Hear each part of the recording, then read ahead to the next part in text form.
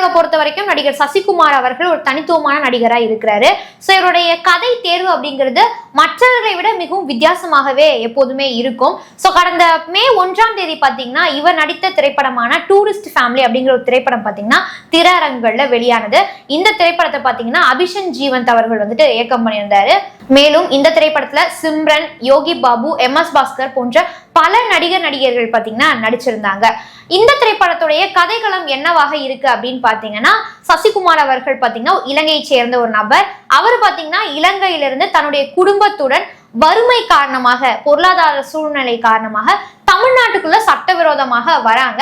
இங்க வந்து அவங்க வாழ்க்கையில எந்த மாதிரியான சம்பவங்கள் நடக்குது அப்படிங்கிறத இமோஷனலான வேலை நகைச்சுவை கலந்து வெளிக்கொணர்வது தான் இந்த திரைப்படத்தினுடைய கதைகளமா இருக்கு.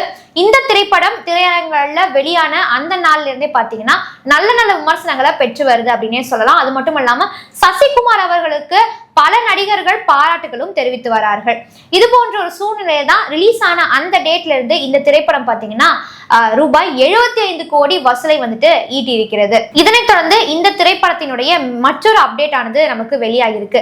அது என்ன அப்டேட் அப்படின்னு பாத்தீங்கன்னா இந்த திரைப்படம் OTT-ல எப்போ ரிலீஸ் ஆகும், எந்த OTT-ல ரிலீஸ் ஆகும் அப்படிங்கிறது சொல்லப்பட்டிருக்குது. அதாவது வருகின்ற ஜூன் 2ஆம் தேதி ஜியோ ஹாட்ஸ்டார் OTT-ல இந்த திரைப்படம் ரிலீஸ் ஆகும் அப்படிங்கிற மாதிரி நமக்கு தகவலானது வெளியாகியுள்ளது.